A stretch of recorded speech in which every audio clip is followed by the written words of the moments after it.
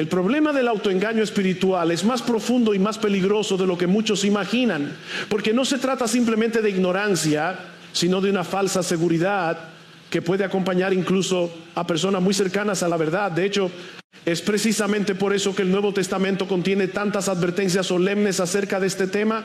Y uno de los pasajes más impactantes lo encontramos en la palabra del Señor Jesucristo, cuando dice que no todo el que le llama Señor entrará en el reino de los cielos, sino aquel que hace la voluntad del Padre, y añade algo aún más inquietante, que muchos dirán en aquel día que hicieron obras en su nombre, incluso cosas extraordinarias, y aún así recibirán la respuesta más devastadora que un ser humano podría escuchar: nunca os conocí. Este escenario nos obliga a detenernos con seriedad, porque no está describiendo a personas indiferentes o abiertamente rebeldes, sino a individuos que estaban convencidos de su condición espiritual, que tenían argumentos, experiencias e incluso aparente actividad religiosa que a sus propios ojos validaban su relación con Dios, y sin embargo estaban completamente equivocados. Por eso la pregunta no es opcional ni secundaria, sino urgente y personal: ¿cómo podemos estar seguros de que no estamos caminando en ese mismo autoengaño? La Escritura no nos deja sin respuesta, y en el desarrollo del argumento apostólico encontramos una exposición cuidadosa de la naturaleza de este problema, porque antes de ser corregido, el autoengaño debe ser revelado, debe ser expuesto a la luz. Y uno de los aspectos más sorprendentes es que puede coexistir con privilegios espirituales reales, con conocimiento verdadero y con una cercanía externa a las cosas de Dios que, lejos de protegernos, puede convertirse en una fuente de falsa confianza. El texto muestra a personas que poseían múltiples ventajas espirituales.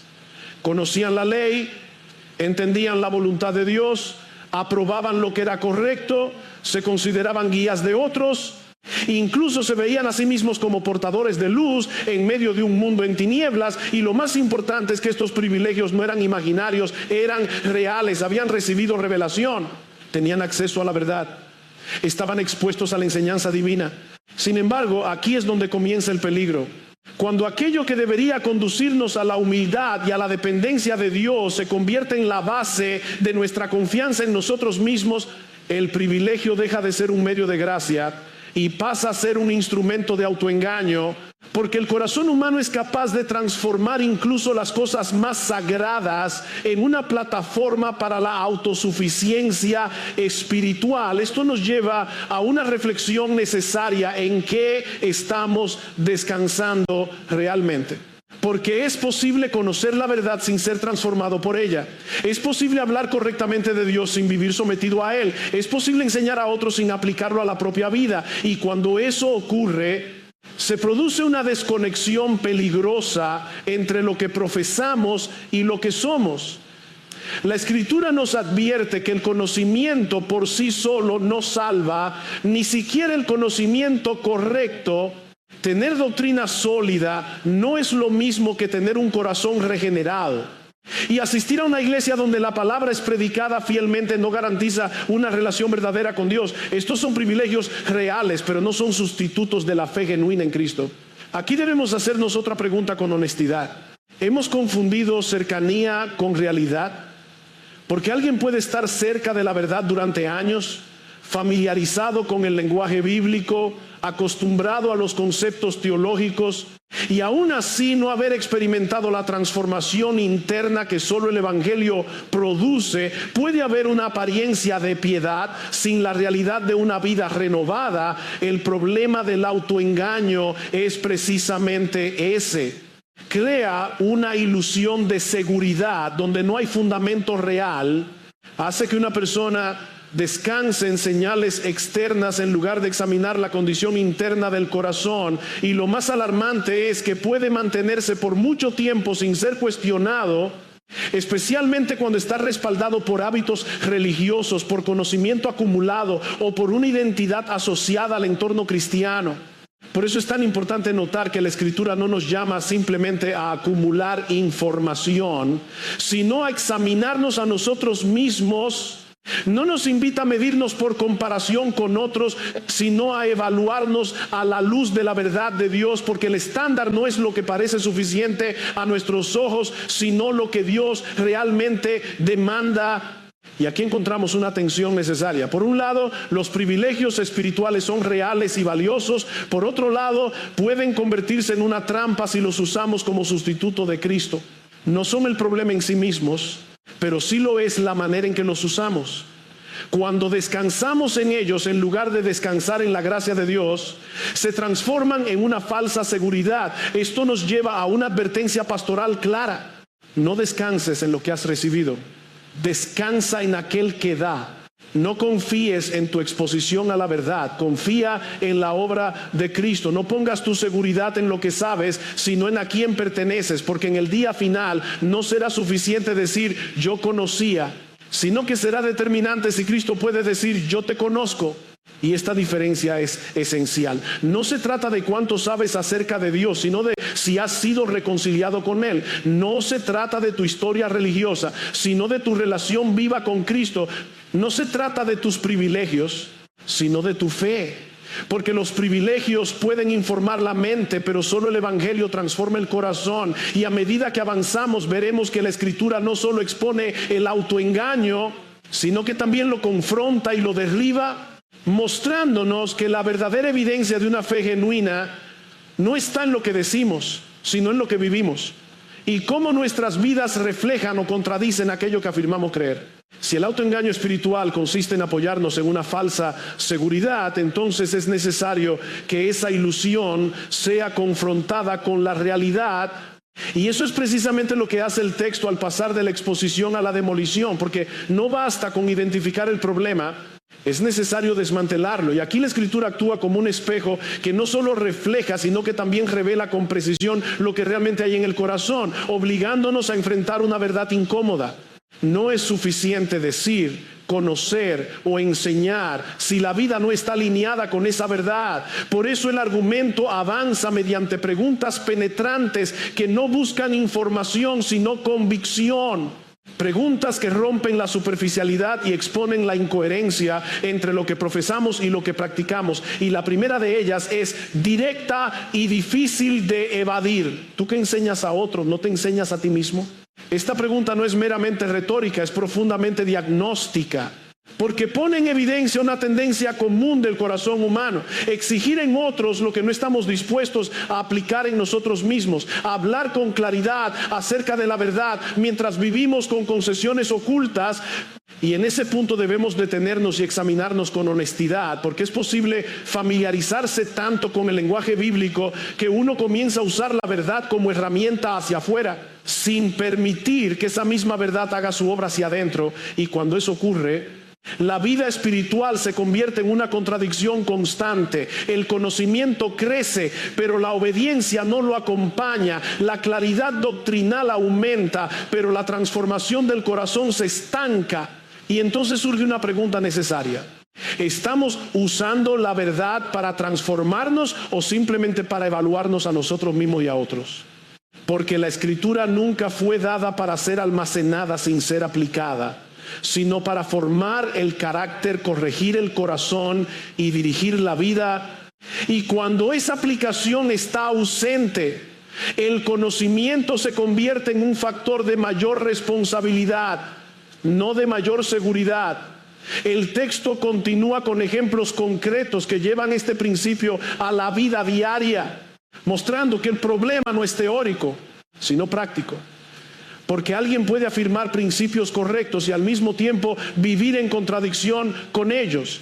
Puede condenar el pecado en otros mientras lo tolera en su propia vida. Puede defender estándares elevados mientras vive con concesiones privadas. Y esta incoherencia no es neutral. Tiene consecuencias no solo en la conciencia, sino también en el testimonio, porque lo que somos en la práctica revela lo que realmente creemos. Más allá de lo que afirmamos con palabras, aquí es donde la Escritura nos obliga a mirar más allá de las declaraciones externas y examinar la dirección real de nuestra vida. No se trata de perfección, pero sí de coherencia. No se trata de ausencia total de lucha, pero sí de una orientación clara hacia la obediencia. Y esta distinción es fundamental, porque alguien puede tener fallas reales y aún así estar caminando en la verdad, mientras que otro puede mantener una apariencia externa de rectitud y estar completamente desconectado de una vida transformada. El punto no es si hay debilidad, sino si hay una respuesta genuina a la verdad de Dios. Si hay arrepentimiento, si hay una disposición a someterse a lo que Él ha revelado, porque una fe viva produce evidencia no como medio de salvación, sino como fruto de una vida que ha sido alcanzada por la gracia. Y aquí debemos hacernos otra pregunta necesaria. ¿Nuestra vida confirma o contradice lo que decimos creer? Porque el peligro del autoengaño es precisamente que permite sostener una confesión correcta mientras se vive de manera inconsistente, y esa inconsistencia sostenida en el tiempo termina endureciendo el corazón, debilitando la sensibilidad espiritual y creando una falsa percepción de normalidad, como si todo estuviera bien simplemente porque seguimos dentro del marco religioso. Pero la Escritura no permite esa comodidad, confronta, expone y llama a una evaluación honesta. Y esto nos lleva a considerar que el problema no es simplemente fallar, sino vivir sin reconocer la gravedad de esa falla. Es decir, vivir sin arrepentimiento, sin lucha, sin un deseo real de alinearse con la voluntad de Dios. Porque donde hay vida espiritual genuina, hay también una respuesta al pecado, una incomodidad interna, una búsqueda de restauración, una dependencia de la gracia. Y esto marca una diferencia clara entre la fe viva y la mera apariencia religiosa. A medida que el texto avanza, veremos que esta confrontación no es destructiva en el sentido negativo, sino necesaria en el sentido redentor, porque al derribar la falsa seguridad, abre el camino para una confianza verdadera, no en nosotros mismos, sino en Cristo, y nos conduce a entender que la única base segura no es lo que hacemos ni lo que sabemos, sino lo que Él ha hecho y cómo esa obra comienza a reflejarse en una vida transformada. A medida que el argumento continúa, la confrontación se vuelve aún más específica y personal, porque no basta con hablar en términos generales acerca de incoherencia espiritual, sino que la Escritura desciende al terreno concreto de la vida diaria, mostrando cómo el autoengaño se manifiesta en acciones, decisiones y hábitos que contradicen directamente lo que afirmamos creer. Y esto es importante, porque muchas veces el corazón humano se refugia en lo abstracto para evitar lo específico. Prefiere hablar de principios antes que examinar prácticas. Pero el texto no nos permite esa evasión, nos lleva a ejemplos reales que exponen la profundidad del problema, comenzando con una acusación que parece simple, pero que tiene implicaciones profundas. ¿Tú que predicas que no se debe robar, robas? Esta pregunta no apunta únicamente a formas evidentes de injusticia, sino que abre la puerta a una comprensión más amplia de lo que significa vivir con integridad delante de Dios, porque el pecado rara vez se presenta en su forma más evidente. Muchas veces se disfraza de normalidad, de pequeñas concesiones, de prácticas culturalmente aceptadas que no cuestionamos. Y aquí es donde el corazón necesita ser examinado con cuidado. Porque es posible mantener una imagen de rectitud mientras se participa en formas sutiles de deshonestidad, ya sea en el uso del tiempo, en la administración de recursos, en la manera en que tratamos nuestras responsabilidades o incluso en la forma en que justificamos ciertas acciones bajo pretextos aparentemente razonables. Y todo esto revela algo más profundo. No se trata simplemente de actos aislados, sino de una disposición interna que busca acomodar la vida a conveniencia en lugar de someterla completamente a la verdad de Dios. El segundo ejemplo profundiza aún más al tocar el ámbito de la pureza, mostrando que la ley de Dios no se limita a la conducta externa, sino que alcanza las intenciones del corazón, porque no basta con evitar ciertos actos visibles si el interior está lleno de deseos desordenados. Y aquí la enseñanza del Señor es clara. El pecado no comienza en la acción, sino en el corazón, en lo que se mira, en lo que se desea, en lo que se alimenta internamente. Y esto desmantela cualquier intento de justificarnos comparándonos con estándares externos. Porque la medida de Dios no es simplemente lo que hacemos, sino lo que somos. No solo nuestras acciones, sino nuestras motivaciones. Y entonces la pregunta se vuelve más penetrante: ¿qué está ocurriendo en lo secreto de nuestra vida? Porque ahí es donde se define la realidad espiritual, no en lo que otros ven, sino en lo que solo Dios conoce. El tercer ejemplo añade otra dimensión al problema, mostrando cómo incluso cuando rechazamos ciertos pecados de manera visible, podemos caer en incoherencias más sutiles. Es decir, condenar una cosa mientras participamos indirectamente en otra. Y esto revela que el corazón humano no solo tiende al pecado, sino también a justificarlo de maneras creativas, encontrando formas de mantener una apariencia de rectitud mientras se compromete la obediencia en áreas menos visibles. Y todo esto apunta a una conclusión inevitable: el autoengaño no es superficial, es profundo. Afecta la manera en que pensamos, interpretamos y justificamos nuestra vida delante de Dios, y por eso no puede ser tratado con soluciones externas. Necesita ser confrontado a nivel del corazón. Aquí es donde debemos detenernos nuevamente y hacernos una pregunta seria: ¿estamos evaluando nuestra vida a la luz de la verdad o a la luz de comparaciones humanas? Porque es fácil sentirnos justificados cuando miramos a otros, pero la Escritura nos llama a algo diferente, nos llama a examinar nuestra vida delante de Dios, reconociendo que Él ve no solo lo visible, sino lo oculto, y que su estándar no se ajusta a nuestras percepciones, sino que permanece perfecto e inmutable. Este tipo de confrontación no tiene como propósito condenar sin esperanza, sino revelar la necesidad real que tenemos. Porque mientras una persona permanezca en autoengaño, no buscará ayuda, pero cuando la verdad expone la realidad, entonces se abre la puerta a la gracia. Y esto es esencial, porque el objetivo final no es simplemente mostrar que estamos equivocados, sino conducirnos a la única solución verdadera. Sin embargo, antes de llegar a esa solución, el texto continúa profundizando en las consecuencias de esta incoherencia, mostrando que no solo afecta la vida personal, sino también el testimonio delante de otros, y que lo que hacemos no solo habla de nosotros, sino que también comunica algo acerca de Dios mismo.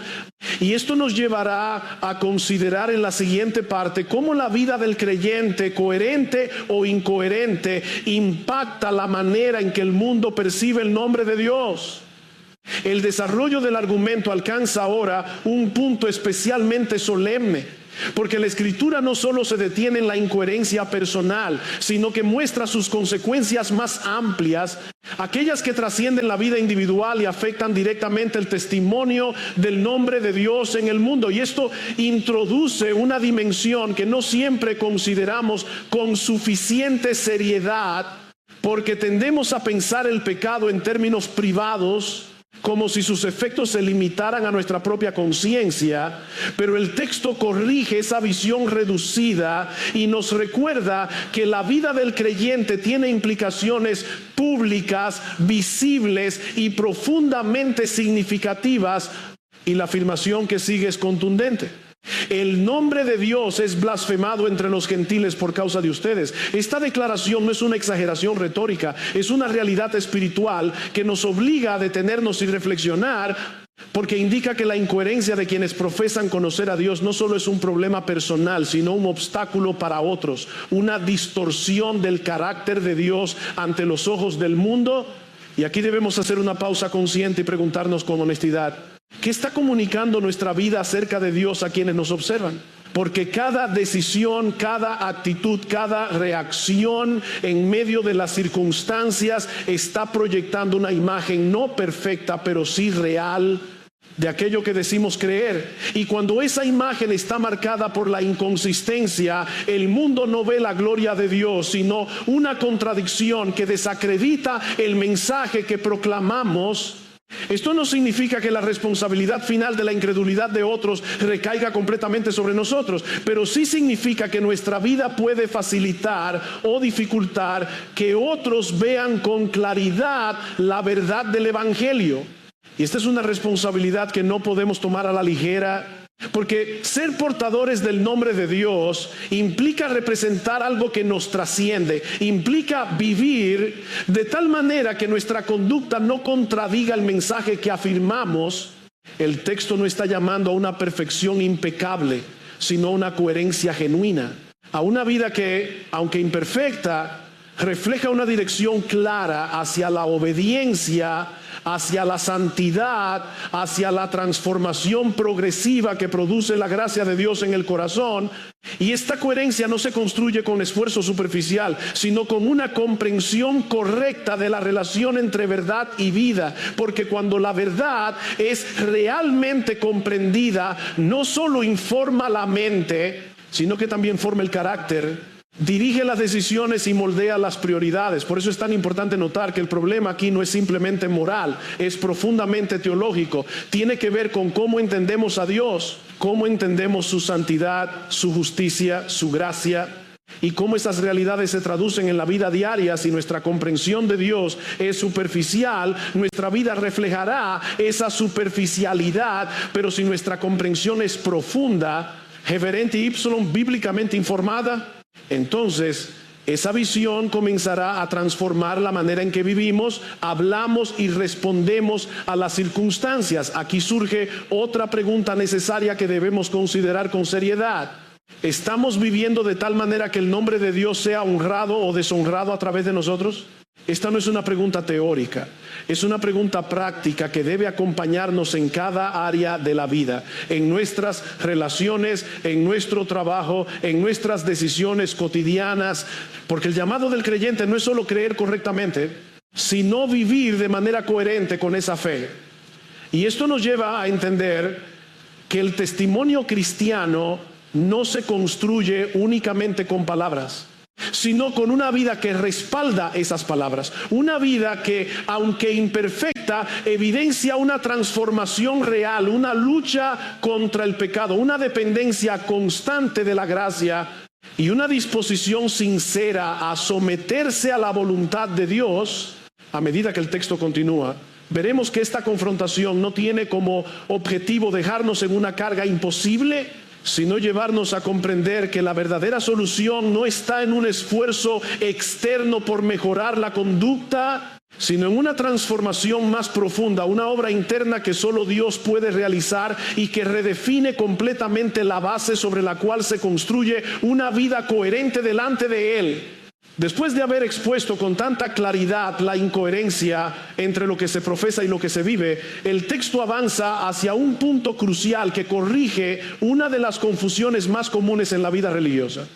La confianza en las señales externas como si fueran garantía de una realidad interna verdadera. Y aquí el énfasis se desplaza de la conducta visible hacia la base sobre la cual muchos construyen su seguridad espiritual.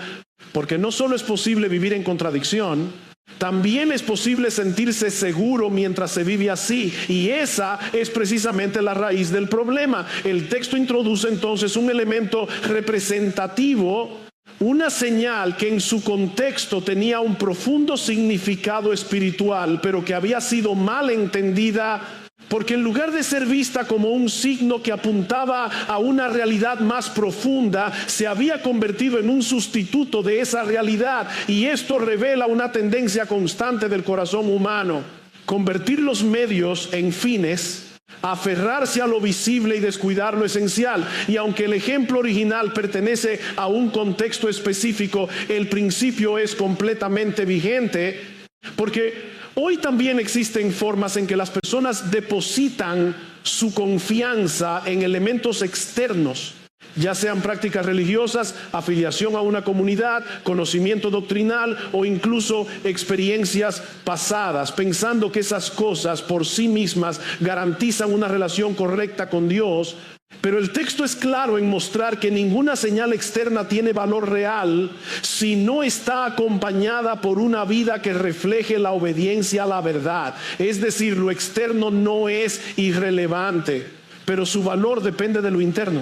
Cuando la señal está desconectada de la realidad que representa, pierde su significado, se vacía de contenido y se convierte en una ilusión de seguridad. Esto nos obliga a hacernos una pregunta profunda y necesaria. ¿En qué estamos basando realmente nuestra confianza delante de Dios? Porque es posible construir una identidad espiritual sobre fundamentos equivocados, sobre cosas que son visibles, medibles o socialmente reconocidas, pero que no necesariamente reflejan una transformación genuina del corazón. El argumento continúa mostrando que incluso aquello que fue dado por Dios con un propósito específico puede ser mal utilizado cuando se desconecta de su significado original. Y esto es serio, porque indica que no basta con tener acceso a la verdad, también es necesario responder correctamente a ella. No basta con participar en prácticas espirituales si esas prácticas no están acompañadas por una vida que evidencie una relación real con Dios. Y aquí debemos considerar otra dimensión importante, el peligro de acostumbrarse a lo sagrado sin ser transformado por ello. Porque cuando una persona se expone repetidamente a la verdad, sin permitir que esa verdad penetre el corazón, se produce una especie de insensibilidad espiritual, una familiaridad que reduce el impacto de lo que debería producir convicción. Y esto puede llevar a una forma de religiosidad que es externamente ordenada, pero internamente vacía, donde las prácticas continúan, pero la vida no cambia. Donde el lenguaje permanece, pero la obediencia se debilita. Y en ese contexto, la señal externa deja de ser un recordatorio de gracia para convertirse en un sustituto de la misma. El texto, sin embargo, no deja espacio para esa confusión. Establece con claridad que el valor de cualquier expresión externa está condicionado por la realidad interna. Y esto invierte completamente la lógica del autoengaño. Porque en lugar de comenzar con lo visible y asumir que lo invisible está bien, nos llama a comenzar con el corazón, con la realidad interna y permitir que lo externo sea simplemente una expresión de lo que ya ha sido transformado por la gracia. Esto nos lleva a una comprensión más profunda de lo que significa vivir delante de Dios, porque no se trata de cumplir con formas, sino de responder a una verdad que ha sido recibida, comprendida y aplicada. No se trata de mantener una apariencia, sino de cultivar una realidad. Y esta realidad no se produce por esfuerzo humano aislado, sino por una obra que comienza en lo profundo del corazón, una obra que redefine nuestras motivaciones, nuestras prioridades y nuestra manera de vivir. A medida que el texto avanza, veremos que esta transformación interna no es un concepto abstracto, sino una realidad concreta que tiene implicaciones visibles y que establece una diferencia clara entre una fe que es solo externa y una fe que es verdaderamente viva. El argumento ahora alcanza un punto decisivo, porque después de desmontar la falsa seguridad basada en lo externo, la Escritura nos conduce hacia una definición mucho más profunda y verdadera de lo que significa pertenecer realmente a Dios. Y aquí ocurre un giro fundamental. La identidad espiritual ya no se mide por señales visibles, ni por afiliaciones externas, ni por prácticas religiosas, sino por una realidad interna que solo Dios puede producir. El texto lo expresa de manera clara al establecer que lo verdaderamente valioso no es lo que se ve, sino lo que ocurre en lo secreto del corazón. Y esto cambia completamente la perspectiva, porque nos obliga a dejar de evaluarnos con criterios humanos y a comenzar a hacerlo a la luz de la verdad divina que penetra más allá de la apariencia y discierne las intenciones más profundas. En este punto es importante detenernos y considerar con seriedad ¿qué es lo que define realmente nuestra relación con Dios? Porque es posible construir una identidad sobre lo que hacemos, sobre lo que sabemos o sobre cómo somos percibidos por otros, pero el texto nos llama a algo más radical nos llama a examinar si ha habido una transformación interna genuina, una obra que no se limita a modificar conductas, sino que renueva el corazón, la mente y la voluntad. Esta transformación es descrita como algo que no depende del esfuerzo humano, sino de la acción de Dios, lo cual es crucial porque elimina cualquier base de orgullo y nos coloca en una posición de dependencia total de la gracia. No es algo que el hombre produce por disciplina, sino algo que Dios obra por su poder. Y esto introduce una distinción esencial entre religión externa y vida espiritual real. La primera puede ser sostenida por esfuerzo humano. La segunda solo puede existir como resultado de la obra de Dios en el interior. Y aquí surge una pregunta que debe ser considerada con toda honestidad. ¿Hemos experimentado realmente esa obra interna o estamos descansando en formas externas? Porque la diferencia entre ambas no es superficial, es absoluta. Una puede sostener una apariencia durante mucho tiempo, pero la otra produce una vida que, aunque imperfecta, está marcada por una dirección clara hacia Dios, por un deseo creciente de obedecer, por una sensibilidad al pecado y por una dependencia constante de la gracia. El texto también introduce un elemento que redefine completamente la motivación de la vida espiritual. El reconocimiento no proviene de los hombres, sino de Dios. Ípsilon, esto es profundamente liberador, ípsilon a la vez confrontador. Liberador porque nos quita la carga de vivir para la aprobación humana. Confrontador porque nos recuerda que la verdadera evaluación de nuestra vida no depende de lo que otros piensan, sino de lo que Dios ve. Y esto nos lleva a examinar nuestras motivaciones con mayor profundidad, porque es posible hacer cosas correctas por razones equivocadas. Es posible buscar una imagen de piedad en lugar de una realidad de santidad. Y en ese caso, aunque externamente todo parezca en orden, internamente la vida está desalineada con el propósito de Dios. Por eso el texto insiste en que la verdadera identidad espiritual está determinada por lo que ocurre en lo secreto, donde no hay audiencia, donde no hay reconocimiento humano, donde solo Dios ve. Y es allí donde se define la autenticidad de la fe. A medida que reflexionamos sobre esto, es necesario hacernos otra pregunta clave. ¿A quién estamos buscando agradar realmente con nuestra vida? Porque la respuesta a esa pregunta revela mucho acerca de la condición del corazón. Si la prioridad es la aprobación humana, entonces la vida tenderá hacia la apariencia. Pero si la prioridad es agradar a Dios, entonces habrá una búsqueda sincera de integridad, incluso cuando nadie más está mirando. Este enfoque también nos protege de una trampa sutil pero peligrosa. Medir la espiritualidad por estándares externos comparativos, porque cuando hacemos eso, siempre encontraremos razones para justificarnos o para sentirnos superiores, pero la Escritura nos lleva a un estándar mucho más alto y a la vez más justo, la verdad de Dios aplicada al corazón. Y en ese contexto, todos somos confrontados, todos somos llamados a reconocer nuestra necesidad y todos somos dirigidos hacia la única fuente de transformación verdadera. Al avanzar hacia la siguiente parte, veremos cómo esta realidad interna no solo redefine la identidad, sino que también apunta directamente a la necesidad del Evangelio, mostrando que la solución no está en mejorar lo externo, sino en recibir una obra que solo Dios puede realizar en lo profundo del ser.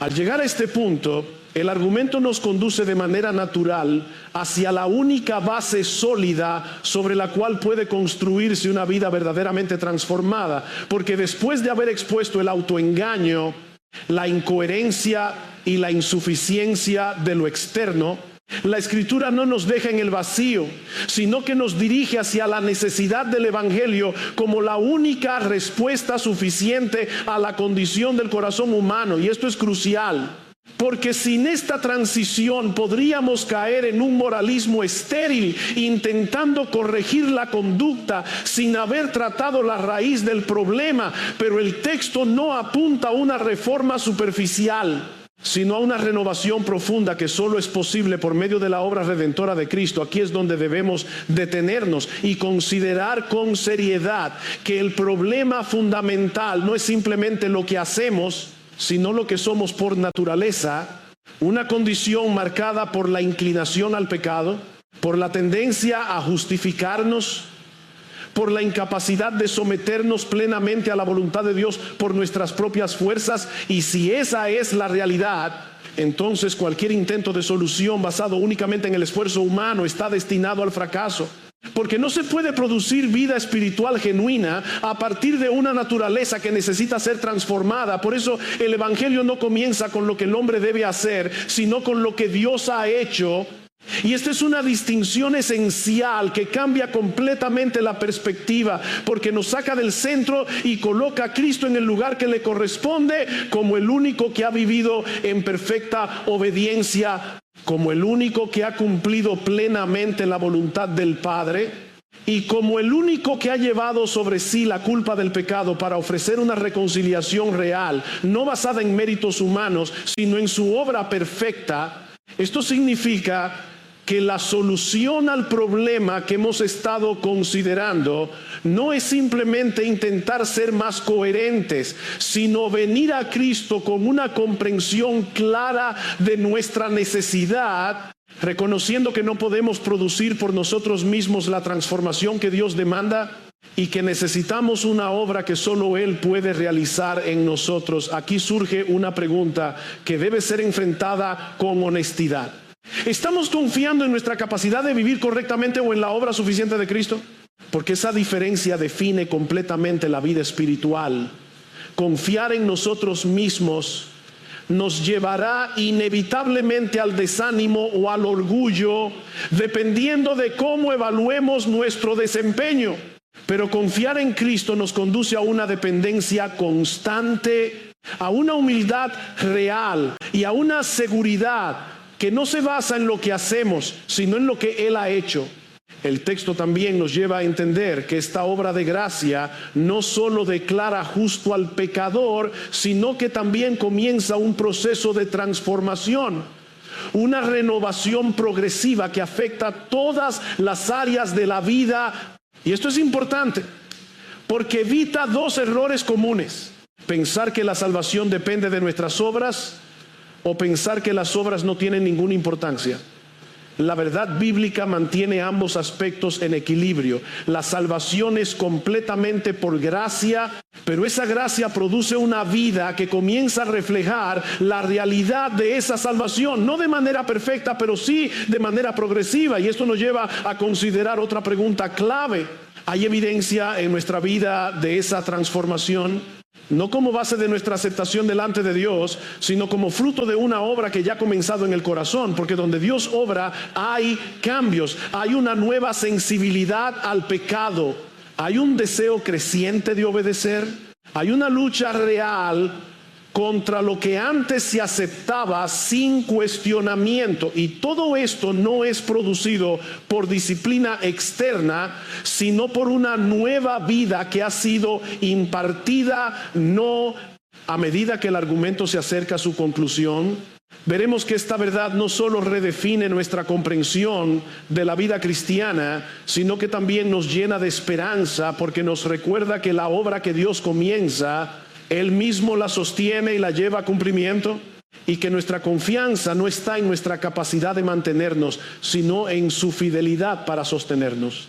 Al cerrar este recorrido, la Escritura nos deja no solo con una exposición clara de la realidad del corazón humano, sino también con una invitación seria y esperanzadora a responder correctamente a la verdad que ha sido revelada. Porque todo lo que hemos considerado hasta aquí, el peligro del autoengaño, la incoherencia entre lo que profesamos y lo que vivimos, la insuficiencia de lo externo y la necesidad de una transformación interna, converge en una conclusión que no puede ser ignorada. Cada uno de nosotros debe examinarse delante de Dios con sinceridad y responder a la luz de su palabra. No basta con entender el mensaje, no basta con reconocer que es verdadero.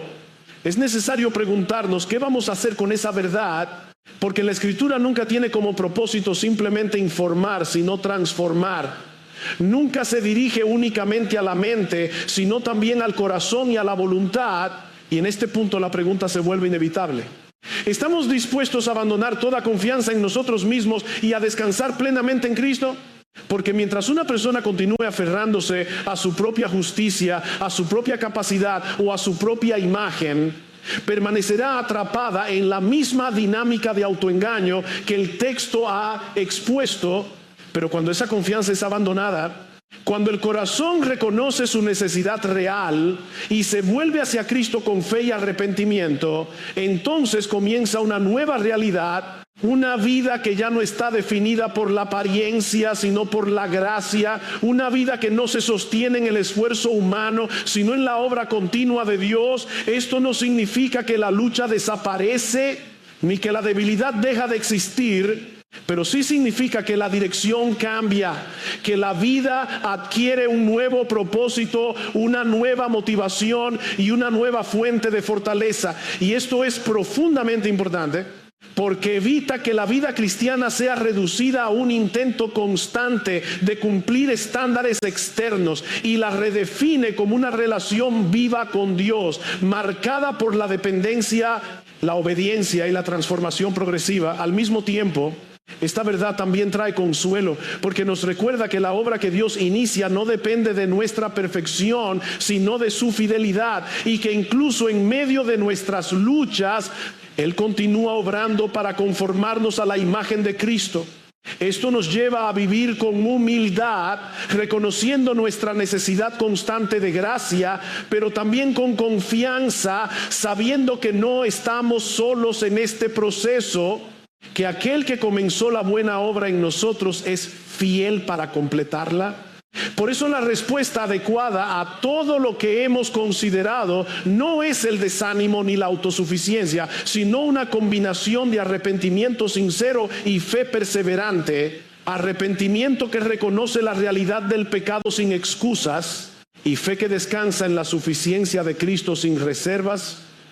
Y esta respuesta tiene implicaciones prácticas porque afecta la manera en que vivimos cada día, nos llama a una vida de vigilancia espiritual, de examen constante, de dependencia de la palabra y de comunión con Dios, no como una carga pesada, sino como el camino natural de una vida que ha sido alcanzada por la gracia. Finalmente, al considerar todo esto, debemos recordar que el propósito de esta enseñanza no es simplemente producir introspección, sino dirigirnos hacia una vida que honre a Dios de manera coherente, una vida en la que lo que creemos y lo que vivimos estén cada vez más alineados, no por esfuerzo humano aislado, sino por la obra continua de Dios en nosotros. Y así, con una comprensión más clara de la verdad y una dependencia más profunda de la gracia, somos llamados a caminar con reverencia, con humildad y con una confianza firme en aquel que es capaz de transformar, sostener y llevar a cumplimiento su obra en cada uno de los que vienen a Él, recordando siempre que la fuente de toda seguridad no está en nosotros, sino en Cristo. Y que el fruto de esa seguridad será una vida que, aunque imperfecta, refleje cada vez más la realidad de su gracia y su verdad. This world is endless, so wide, so broad, but somehow I'm still lost in you.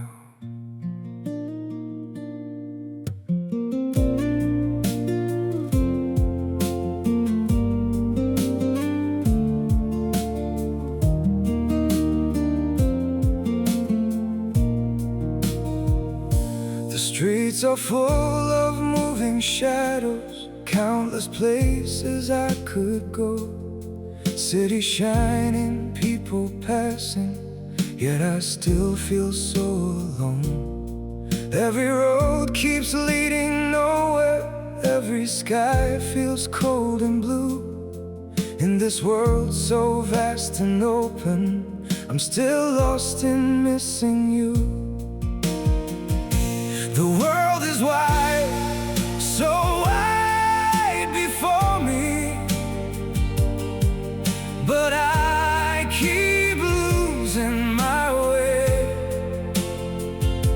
Somewhere in the endless distance, your memory makes me stay.